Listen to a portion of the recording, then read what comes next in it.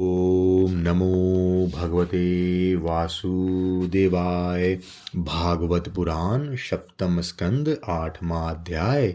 नृसिंह भगवान का प्रादुर्भाव, हिरण्यकश्यपु का वध एवं ब्रह्मादि देवताओं द्वारा भगवान की स्तुति। नारद जी कहते हैं, प्रहलाद जी का प्रवचन सुनकर दैत्य बालकों ने उसी समय से निर्दोष होने के कारण उनकी बात पकड़ ली। गुरु जी की दूषित शिक्षा की ओर उन्होंने ध्यान ही न दिया। जब गुरु जी ने देखा कि उन सभी विद्यार्थियों की बुद्धि एकमात्र भगवान में स्थिर हो रही है, तब वे बहुत घबराए और तुरंत हिरण्यकश्यपु के पास जाकर निवेदन किया। अपने पुत्र प्रहलाद की इस असहाय और अप्रिय अनीति को सुनकर क्रोध के मारे उसका शरीर थर थर कांपने लगा। अंत में उसने यही निश्चय किया कि प्रहलाद अब अपने ही हाथ से मार डालना चाहिए। मन और इंद्रियों को वश में रखने वाले प्रहलाद जी बड़ी नम्रता से हाथ जोड़कर चुपचाप हिरण्यकश्यपु के सामने खड़े थे और तिरस्कार के सर्वथा अयोग्य थे। परंतु हिरण्यकश्यपु स्वभाव से ही क्रूर था। वह पैर की चोट खाए हुए सांप की तरह फुफकारने लगा। उसने उनकी ओर पाप भरी टेढ़ी नजर से देखा और कठोर वाणी से डांटते हुए कहा, मूर्ख, तू बड़ा उदंड हो गया है। स्वयं तो नीच है ही, अब हमारे कुल के और बालकों को भी फोड़ना चाहता है। तू बड़ी ढिठाई से मेरी आज्ञा का उल्लंघन किया है। आज ही तुझे यमराज के घर भेजकर इसका फल चखाता हूँ। मैं तनिक सा क्रोध करता हूँ तो तीनों लोक और उसके लोकपाल कांप उठते हैं। फिर मूर्ख, तूने किसके बलबूते पर निडर की तरह मेरी आज्ञा के विरुद्ध काम किया है? प्रहलाद जी ने कहा, दैत्यराज, ब्रह्मा से लेकर तिनके तक सब छोटे बड़े चर अचर जीवों को भगवान ने ही अपने वश में कर रखा है। न केवल मेरे और आपके, बल्कि संसार के समस्त बलवानों के बल भी केवल वही हैं। वही महापराक्रमी सर्वशक्तिमान प्रभु काल हैं तथा समस्त प्राणियों के इंद्रिय बल, मनोबल, देह बल, धैर्य एवं इंद्रियां भी वही है। वही परमेश्वर अपनी शक्तियों के द्वारा इस विश्व की रचना, रक्षा और संहार करते हैं। वही तीनों गुणों के स्वामी हैं। आप अपना यह आसुर भाव छोड़ दीजिए। अपने मन को सबके प्रति समान बनाइए। इस संसार में अपने वश में न रहने वाले कुमार्गगामी मन के अतिरिक्त और कोई शत्रु नहीं है। मन में सबके प्रति समता का भाव लाना ही भगवान की सबसे बड़ी पूजा है। जो लोग अपना सर्वस्व लूटने वाले इन 6 इंद्र रूपी डाकुओं पर पहले विजय नहीं प्राप्त करते और ऐसा मानने लगते हैं कि हमने 10 दिशाएं जीत ली, वे मूर्ख हैं। हाँ, जिस ज्ञानी एवं जितेंद्रिय महात्मा ने समस्त प्राणियों के प्रति समता का भाव प्राप्त कर लिया, उसके अज्ञान से पैदा होने वाले काम, क्रोध आदि शत्रु भी मर मिट जाते हैं। फिर बाहर के शत्रु तो रहे ही कैसे। हिरण्यकश्यपु ने कहा, अरे मंद बुद्धि, तेरे बहकने की भी अब हद हो गई। यह बात स्पष्ट है कि अब तू मरना चाहता है, क्योंकि जो मरना चाहते हैं वही ऐसी बेसिर पैर की बातें बका करते हैं। अभागे, तूने मेरे सिवा जो और किसी को जगत का स्वामी बतलाया है, सो देखूं तो तेरा वह जगदीश्वर कहाँ है? अच्छा, क्या कहा? वह सर्वत्र है, तो इस खंबे में क्यों नहीं दिखता? अच्छा, तुझे इस खंबे में ही दिखाई देता है। अरे, तू क्यों इतना डीग हाँक रहा है? मैं अभी अभी तेरा सिर धड़ से अलग किए देता हूँ। देखता हूँ तेरा वह सर्वस्व हरि, जिस पर तुझे इतना भरोसा है, तेरी कैसे रक्षा करता है। इस प्रकार वह अत्यंत बलवान महादैत्य भगवान के परम प्रेमी प्रहलाद को बार बार झिड़कियां देता और सताता रहा। जब क्रोध के मारे वह अपने आप को रोक न सका, तब हाथ में खड्ग लेकर सिंहासन से कूद पड़ा और बड़े जोर से उस खंभे को एक घूंसा मारा। उसी समय उस खंभे में एक बड़ा भयंकर शब्द हुआ।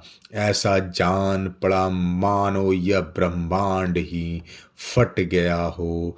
वह ध्वनि जब लोकपालों के लोक में पहुंची, तब उसे सुनकर ब्रह्मादि को ऐसा जान पड़ा मानो उनके लोकों का प्रलय हो रहा हो।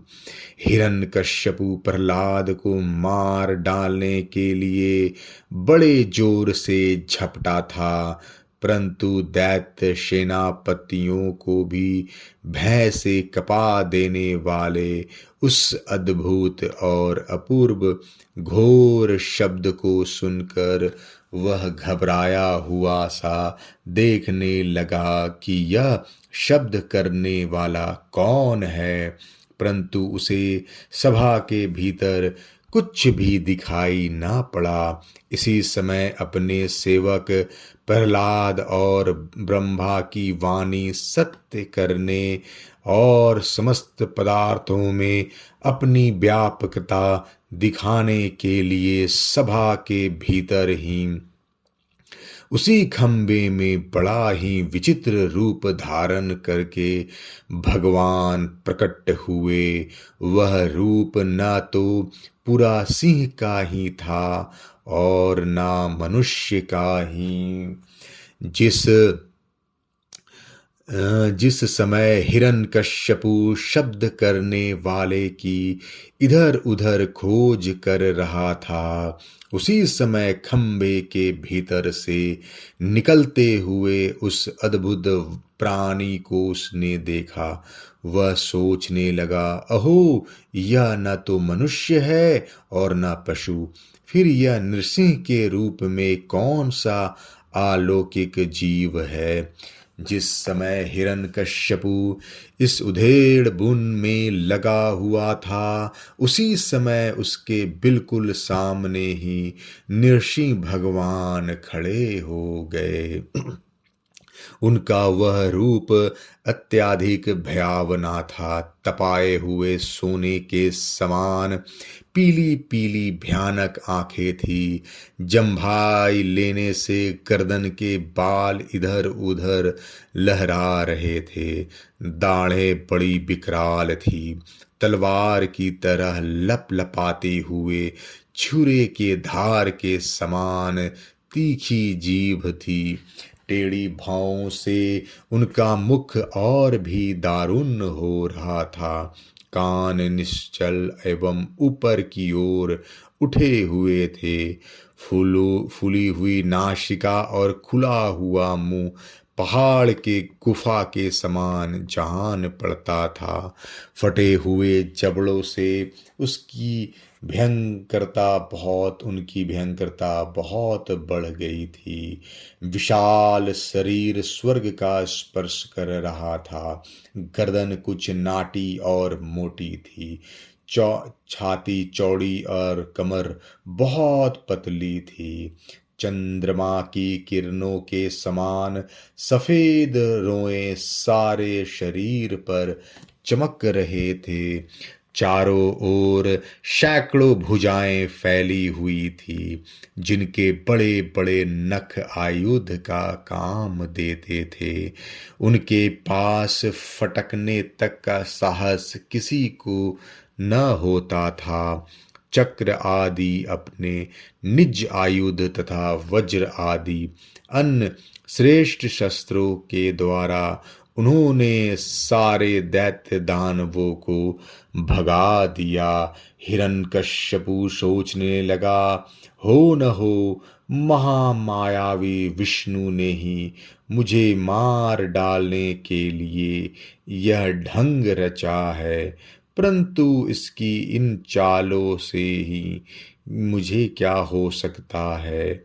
इस प्रकार कहता और सिंहनाद करता हुआ दैत्यराज हिरण्यकश्यपु हाथ में गदा लेकर नृसिंह भगवान पर टूट पड़ा। परंतु जैसे पतंगा आग में गिरकर अदृश्य हो जाता है, वैसे ही वह दैत्य भगवान के तेज के भीतर जाकर लापता हो गया। समस्त शक्ति और तेज के आश्रय भगवान के संबंध में ऐसी घटना कोई आश्चर्यजनक नहीं है, क्योंकि सृष्टि के प्रारंभ में उन्होंने अपने तेज से प्रलय के निमित्त भूत तमोगुनी रूपी घोर अंधकार को भी पी लिया था। तदंतर वह दैत्य बड़े क्रोध से लपका और अपनी गदा को बड़े जोर से घुमाकर उसने नृसिंह भगवान पर प्रहार किया। प्रहार करते समय ही जैसे गरुड़ सांप को पकड़ लेते हैं, वैसे ही भगवान ने गदा सहित उस दैत्य को पकड़ लिया। वे जब उसके साथ खिलवाड़ करने लगे, तब वह दैत्य उनके हाथ से वैसे ही निकल गया जैसे कीड़ा करते हुए गरुड़ के चंगुल से सांप छूट जाए। युधिष्ठिर उस समय सब के सब लोकपाल बादलों में छिपकर इस युद्ध को देख रहे थे।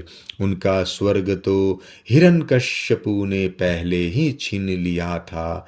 जब उन्होंने देखा कि वह भगवान के हाथ से छूट गया, तब वे और भी डर गए।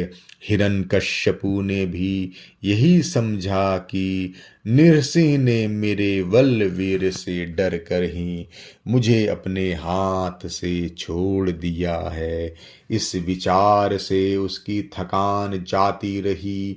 वह युद्ध के लिए ढाल तलवार लेकर फिर उनकी ओर दौड़ पड़ा। उसी समय वह बाज की तरह बड़े बेग से ऊपर नीचे उछल कूद इस प्रकार ढाल तलवार के पैतरे बदलने लगा कि जिससे उस पर आक्रमण करने का अवसर ही ना मिले। तब भगवान ने बड़े ऊंचे स्वर से प्रचंड और भयंकर अट्टहास किया, जिससे हिरण्यकश्यपु की आंखें बंद हो गई। फिर बड़े बेग से झपटकर भगवान ने उसे वैसे ही पकड़ लिया जैसे सांप चूहे को पकड़ लेता है। जिस हिरण्यकश्यपु के चमड़े पर वज्र की चोट से भी खरोंच नहीं आती थी, आई थी, वही अब उनके पंजे से निकलने के लिए जोर से छटपटा रहा था। भगवान ने सभा के दरवाजे पर ले जाकर उसे अपनी जांघों पर गिरा लिया और खेल खेल में अपने नखों से उसे उसी प्रकार फाड़ डाला जैसे गरुड़ महाविषधर सांप को चीर डालते हैं। उस समय उनकी क्रोध से भरी विकराल आंखों की ओर देखा नहीं जाता था। वे अपनी लपलपाती हुई जीभ से फैले हुए मुंह के दोनों कोने चाट रहे थे। खून के छींटों से उनका मुंह और गर्दन के बाल लाल हो रहे थे। हाथी को मारकर गले में आंतों की माला पहने हुए मृगराज के समान उनकी शोभा हो रही थी। उन्होंने अपने तीखे नखों से हिरण्यकश्यपु का कलेजा फाड़कर उसे जमीन पर पटक दिया। उस समय हजारों दैत्य दानव हाथों में शस्त्र लेकर भगवान पर प्रहार करने के लिए आए, पर भगवान ने अपनी भुजा रूपी सेना से, लातों से और नख रूपी शस्त्रों से चारों ओर खदेड़ खदेड़ कर उन्हें मार डाला। युधिष्ठिर उस समय भगवान नृसिंह के गर्दन के बालों की फटकार से बादल तितर बितर होने लगे। उनके नेत्रों की ज्वाला से सूर्य आदि ग्रहों का तेज फीका पड़ गया। उनके श्वास के धक्के से समुद्र क्षुब्ध हो गए। उनके सिंहनाद से भीत होकर दिग्गज चिघाड़ने लगे। उनके गर्दन के बालों से टकराकर देवताओं के विमान अस्त व्यस्त हो गए। स्वर्ग डगमगा गया। उनके पैरों की धमक से भूकंप आ गया। वेग से पर्वत उड़ने लगे और उनके तेज की चकाचौंध से आकाश एवं दिशाओं का दिखना बंद हो गया। इस समय नृसिंह भगवान के सामना करने वाला कोई दिखाई न पड़ता था। फिर भी उनका क्रोध अभी बढ़ता ही जा रहा था। वे हिरण्यकश्यपु की राज्य सभा में ऊंचे सिंहासन पर जाकर विराज गए। उस समय उनके अत्यंत तेजपूर्ण और क्रोध से भरे भयंकर चेहरे को देखकर किसी का भी साहस न हुआ कि उनके पास जाकर उनकी सेवा करें। युधिष्ठिर, जब स्वर्ग की देवियों को यह शुभ समाचार मिला कि तीनों लोकों के सिर की पीड़ा का मूर्तिमान स्वरूप हिरण्यकश्यपु युद्ध में भगवान के हाथों मार डाला गया, तब आनंद के उल्लास से उनके चेहरे खिल उठे। वे बार बार भगवान पर पुष्पों की वर्षा करने लगी। आकाश में विमानों से आए हुए भगवान के दर्शनार्थी देवताओं की भीड़ लग गई। देवताओं के ढोल और नगारे बजने लगे। गंधर्वराज गाने लगे। अप्सराएं नाचने लगी। तात इसी समय ब्रह्मा, इंद्र, शंकर आदि देवता, ऋषि, पितर, सिद्ध, विद्याधर, महानाग, मनु, प्रजापति, गंधर्व, अप्सराएं, चारण, यक्ष, किमपुरुष, बेताल, सिद्ध, किन्नर और सुनंद कुमुद आदि भगवान के सभी पार्षद उनके पास आए। उन लोगों ने सिर पर अंजलि बांधकर सिंहासन पर विराजमान अत्यंत तेजस्वी नृसिंह भगवान की थोड़ी दूर से अलग अलग स्तुति की। ब्रह्मा जी ने कहा, प्रभु आप अनंत हैं, आपकी शक्ति का कोई पार नहीं पा सकता। आपका पराक्रम विचित्र और कर्म पवित्र है। यद्यपि गुणों के द्वारा आप लीला से ही संपूर्ण विश्व की उत्पत्ति, पालन और प्रलय यथोचित ढंग से करते हैं, फिर भी आप उनसे कोई संबंध नहीं रखते, स्वयं निर्विकार रहते हैं। मैं आपको नमस्कार करता हूँ। श्री रुद्र ने कहा, आपके क्रोध करने का समय तो कल्प के अंत में होता है। यदि इस तुच्छ दैत्य को मारने के लिए ही आपने क्रोध किया है तो वह भी मारा जा चुका। उसका पुत्र आपके शरण में आया है। भक्त वत्सल प्रभु, आप अपने इस भक्त की रक्षा कीजिए। इंद्र ने कहा, पुरुषोत्तम, आपने हमारी रक्षा की है। आपने हमारे जो यज्ञ भाग लौटाए हैं वे वास्तव में आप अंतर्यामी के ही हैं। दैत्यों के आतंक से संकुचित हमारे हृदय कमल को आपने प्रफुल्लित कर दिया। वह भी आपका ही निवास स्थान है। यह जो स्वर्गादि का राज हम लोगों को पुनः प्राप्त हुआ है, यह सब काल का ग्रास है। जो आपके सेवक हैं उनके लिए ये है ही क्या स्वामिन। जिन्हें आपकी सेवा की चाह है वे मुक्ति का भी आदर नहीं करते, फिर अन्य भोगों की तो उन्हें आवश्यकता ही क्या है। ऋषियों ने कहा, पुरुषोत्तम, आपने तपस्या के द्वारा ही अपने में लीन हुए जगत की फिर से रचना की थी और कृपा करके उसी आत्म तेज स्वरूप श्रेष्ठ तपस्या का उपदेश आपने हमारे लिए ही किया था। इस दैत्य ने उसी तपस्या का उच्छेद कर दिया था। शरणागत वत्सल, उस तपस्या की रक्षा के लिए अवतार ग्रहण करके आपने हमारे लिए फिर से उसी उपदेश का अनुमोदन किया है। पितरों ने कहा, प्रभु, हमारे पुत्र हमारे लिए पिंड दान करते थे। यह उन्हें बलात् छीन कर खा जाया करता था।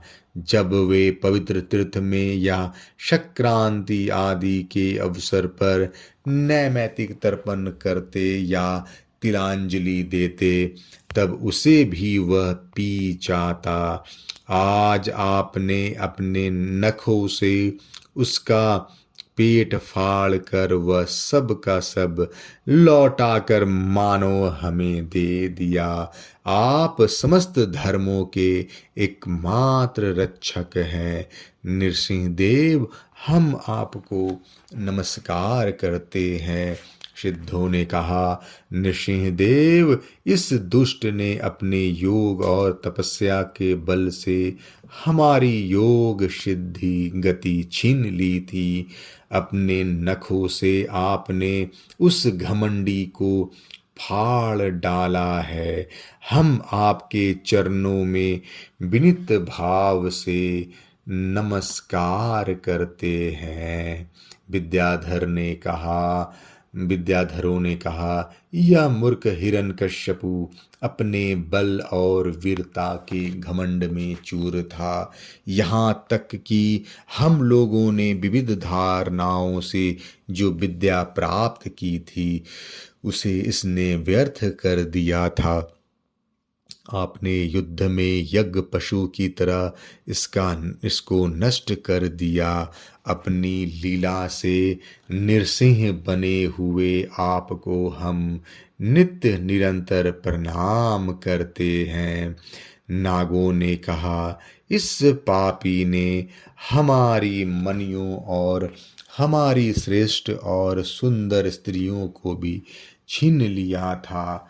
आज उसकी छाती फाड़ कर आपने हमारी पत्नियों को बड़ा आनंद हुआ।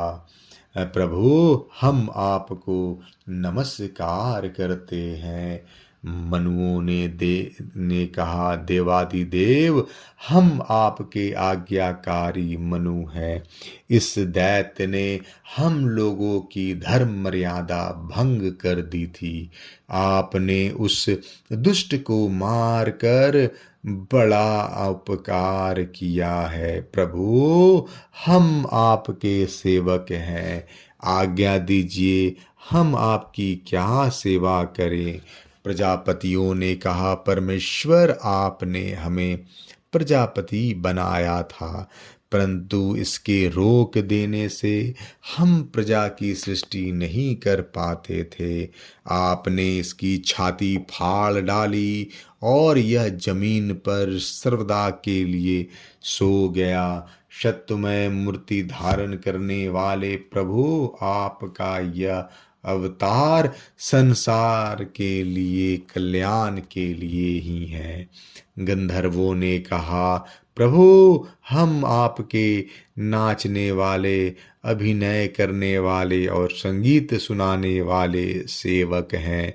इस दैत्य ने अपने बल, वीर और पराक्रम से हमें अपना गुलाम बना रखा था।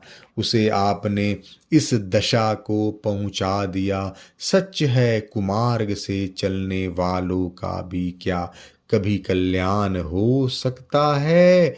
चारणों ने कहा, प्रभु, आपने सज्जनों के हृदय को पीड़ा पहुंचाने वाले इस दुष्ट को समाप्त कर दिया।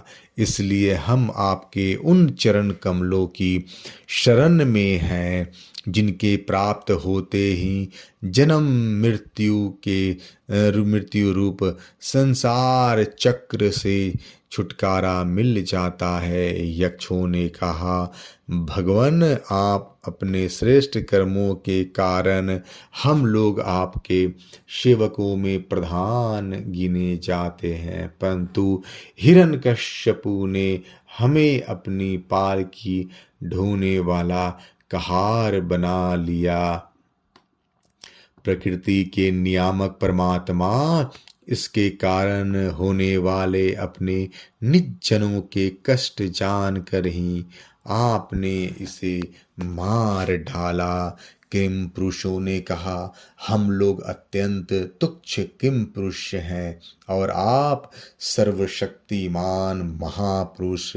जब सत्पुरुषों ने इसका सत्य तिरस्कार किया, इसे धिक्कारा, तभी आज आपने इस कुपुरुष असुरधम को नष्ट कर दिया। वैतालिकाओं ने कहा, भगवान, बड़ी बड़ी सभाओं और ज्ञान यज्ञों में आपके निर्मल यश का गान करके हम बड़ी प्रतिष्ठा पूजा करते थे। इस दुष्ट ने हमारी वह आजीविका ही नष्ट कर दी थी। बड़े सौभाग्य की बात है कि महारोग के समान इस दुष्ट को आपने जड़ मूल से उखाड़ दिया। किन्नरों ने कहा, हम किन्नरगण आपके सेवक हैं। यह दैत्य हमसे बिगाड़ में ही काम लेता था। भगवान, आपने कृपा करके आज इस पापी को नष्ट कर दिया। प्रभु, आप इसी प्रकार हमारा अभ्युदय करते रहें। भगवान के पार्षदों ने कहा, शरणागत वत्सल, संपूर्ण लोकों को शांति प्रदान करने वाला आपका यह अलौकिक नृसिंह रूप हमने आज ही देखा है। भगवान, यह दैत्य आपके वही आज्ञाकारी सेवक था जिसे शनकादिक ने शाप दे दिया था। हम समझते हैं आपने कृपा करके इसके उद्धार के लिए ही इसका वध किया है। 8वां अध्याय समाप्त। जय श्री कृष्णा।